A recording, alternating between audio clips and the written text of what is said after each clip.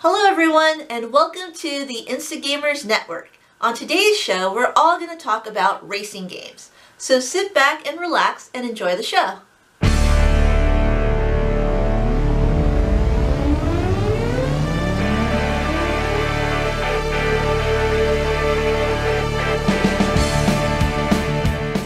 Hello, it's Lindsay here, or as you might know me, shinnyhappymeeples on Instagram.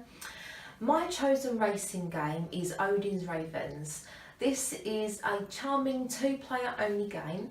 It's by Thorsten Gimler and is published by Osprey Games. Osprey do really lovely quality games. This one opens up like a book and it has a smooth matte finish, really gorgeous wooden raven pieces and really vivid artwork.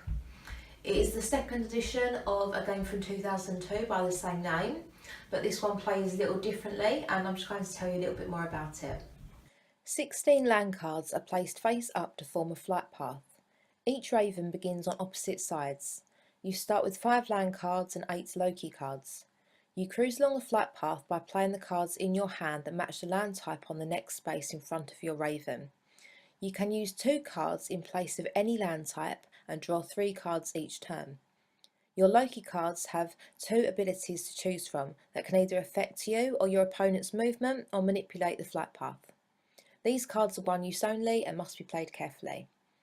You have to make it around to the opposite side to where you started, and whoever wins the race wins the game.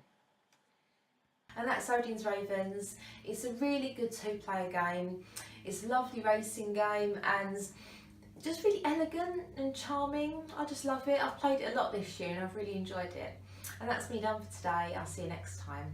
Bye.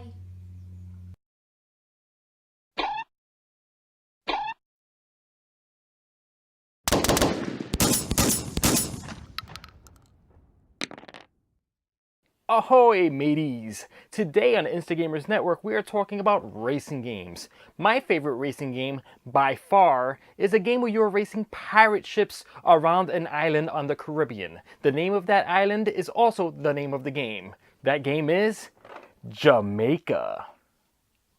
So I'm going to give you a brief general overview of how the game plays. I'm not going to give you an instructional on how to play because we don't have enough time for that.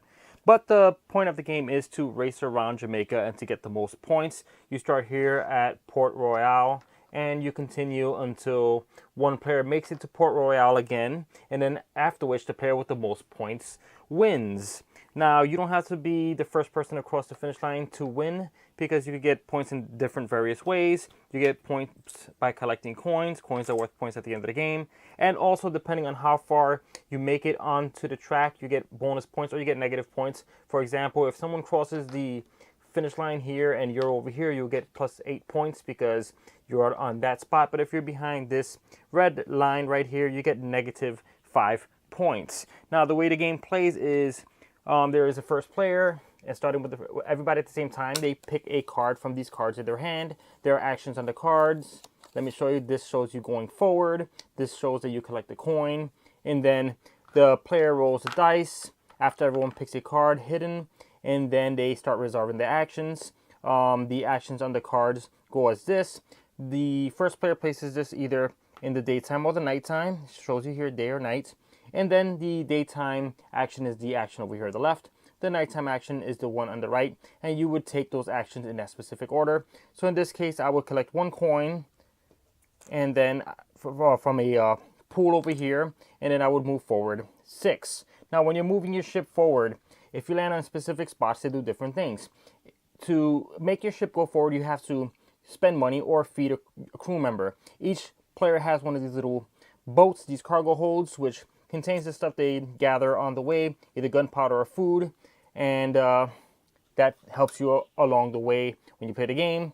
And let's say you land on a spot like this, you have to pay that amount in coins, which is 3. Or if you land on one of these spots with the cubes, that represents food, and then you have to pay that amount in food. If you can't pay any of it, you pay as much as you can, and then you move back until you can pay one of the costs. If you ever land in a spot with another player, you guys combat, you roll this die, the person with the highest roll wins. Unless a person rolls this and they automatically win the duel. You could pay some gunpowder to add to your result, but you have to add to the result before you roll. And that is pretty much the concept of the game. All of the players are taking turns, like I said, simultaneously choosing their actions, playing their cards. This moves to the player to the right when the active player is done. And that's it. It's a fun game, and look how beautiful the board is. And it's something that I forgot to mention that I should mention because it's one of the coolest parts of the game. When you land on one of these spots with the skull islands, you take the treasure chest off of it so no one else can get a treasure chest from there. And what the treasure chest gives you is the ability to get a card. And these cards give you special powers, +5 treasure, that's points at the end of the game. You get negative points, and you can get an extra cargo hold and things like that. And yeah, these bonus cards add a lot to the game. Some take that mechanisms, but it's all fun and games. Fun game, Jamaica. Yeah. So that's Jamaica. It's a fun, family-friendly racing game with beautiful components. I recommend it for anyone with a family or for anyone that wants to introduce new players into the hobby. I'm the Board Game Renegade, and thank you for watching. Hello everyone, my name is Annette, and you might know me on social media as nettersplays. Well, today I'm going to talk to you about a little game that's different than any other racing game I have. Now, a racing game to me is a game where you're in direct competition with other players to achieve a certain goal before anyone else does. Now, this objective can be arriving to a certain location before them, or trying to complete a certain objective, or even trying to get a certain amount of victory points before anyone else does. Now, this racing game that I'm going to talk to you about is not about being first place at all. It's actually about being second place all the time. So this game called Why First is a little quirky game. I'll give you a general overview of the game, and then I'll explain to you why this makes a great racing game. So here's the whole setup of Why First. Now everyone's going to get a player card of a certain color along with a little marker to match it. They're all going to start at the starting line, and then they're going to start with a hand of 5 cards. Now some of them are positive and some of them are negative. But the card art, you can see it's all really cute and funny and silly. Some of them have skates and stuff. It's really silly. So what you do is someone's going to yell 1, 2, 3, go, and then you grab a card and you play it on anyone, even including yourself. So everyone's going to do this, and they're going to decide, oh, okay, I want to play it here or there. And then you figure out how far you move, forward or even backwards too. So after you disclose and you kind of move all over the place, and you're going to get rid of all these cards, that last final card is going to go ahead and be played on yourself. And you're going to move a final either forward or backwards move. Now whoever is in second place, say for example, this gray player was in second place with 4 points, they would score it at the end of that round. You play a total of 5 rounds, you add up the total amount of points, and whoever has the second most amount of points will be the winner. So as you can see, Why First is a really quirky game. It's a game that really offers a complete mind twist to how you play. Because generally in all these other games, you're trying to be first place in them. But this game is a solid reminder why you play these types of games. It's all about having fun and just losing that whole first place mentality and just playing the game itself.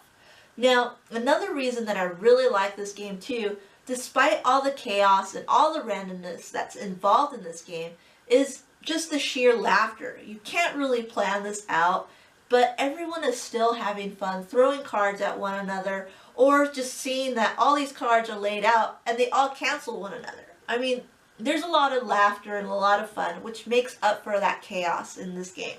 So if you're willing to try a really quirky, chaotic kind of game that's a little different than any other racing game, you should definitely check out Why First.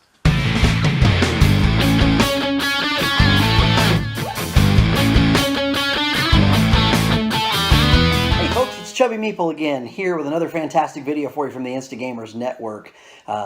Being the Chubby Meeple, it's probably pretty obvious that I don't run a whole lot, so I don't do a lot in way of racing, especially when it comes to running. But If I could strap myself in some sandals, a toga, maybe some crazy little headgear with some feathers on it, put myself strapped to some horses, let those horses drag my chubby little booty around a dusty course, throwing javelins and caltrops down on the ground, trying to wreck my opponents in their chariots, trying to gain the favor of Caesar, I would do that. That'd be cool around old ancient Rome. Wouldn't require any running, best part.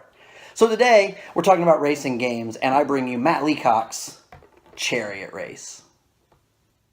Chariot Race is a competitive racing game for 2 to 6 players, with each player taking on the role of a charioteer, racing around a dust-laden track, trying to win the favor of Caesar in ancient Roman times. A player's information is tracked solely on their player board. Of course, your player board color matches the color of the chariot on the board. And on this board, along the top, your favor of Fortuna is tracked. So these are your Fortuna points that are used to either repair your chariot, or you can spend points to change die faces, re-roll dice, that kind of thing. You have a damage track that starts up at 12 and decreases as you take damage, either from javelins, coming into turns too fast, running into caltrops, or other wrecked chariots. And then you have your initial speed. At the start of the game, it starts at 4, and it can go up based on the die rolls. It can go down based on die rolls as well. Also comes down based on your damage. In the center of your player card shows you how many dice you're going to be able to roll on your turn based on where your speed's at. So at the start of the game, you're going to get to roll off 5 dice. But as your speed goes up, the number of dice you roll is going to go down. There are 5 types of die faces you could possibly roll. You have your favor of Fortuna. This earns you those points to repair your chariot or re-roll dice. The sprint die adds 2 to your speed and makes you take a damage. You can use this die here to add or subtract add or subtract 1 to your speed, so you can slow down as you're approaching turns. The change lane face allows you to do just that, change lanes on the board as part of your movement. And then your attack die is what you will use to actually throw javelin at your opponents, drop caltrops behind you and get in their way, and inflict damage on your opponents to try to knock them out of the race. Looking at this turn and the setup of the board here, we see the chariots have been moved around a little bit. And looking at the die that have been rolled, I see that I've rolled 3 of my attacks as well as a lane change.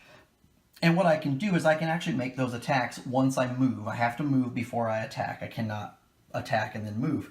So in this case, I'm the green chariot, like always. And when I'm attacking, I can either drop caltrops, which allows me to drop a single caltrop in the space behind me. That is one option. And I can do 1 attack for each of these die. So let's say I drop that caltrop there, which is basically adds an obstacle to the course. I've used this die. For the other 2 die, I can attack any chariots that are within 2 spaces of my chariot. I can attack them by throwing a javelin. So I can use this die, for example, to throw a javelin at this guy. So because he's only 2 spaces away, he will take 1 damage. I could then use the other die to chuck a javelin backwards at this guy because he's also 2 spaces away. Each one of those chariots would take a damage. If on a later turn, the red player were to move into the space with the caltrop, he would take another damage and the caltrop would be discarded. And so there are lots of ways, other than just being fast, to cause damage and knock the other charioteers out of the race. A couple of other things that could happen while you're moving is you could ram other chariots. So I could end up doing a 1-2 and ramming this chariot. Both of us, both myself and green and the yellow chariot that I just rammed into, would each take a point of damage, and my turn would end back here. You also take damage if you happen to come into a turn with more speed than is indicated depending on what lane you're in. So for example, with this purple chariot here, let's say his speed value is 8 and he enters this turn that's marked as a 7.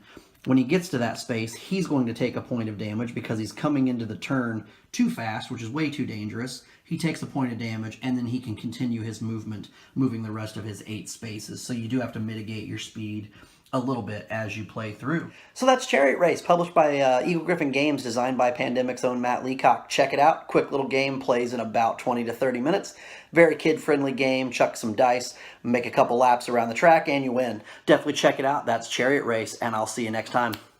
So those are some of the recommendations that we have for racing games. Now, what's your favorite racing game? Make sure to leave a comment down below and a like, and you can follow us all on Instagram. Thank you all for watching, and we'll see you next time. Bye!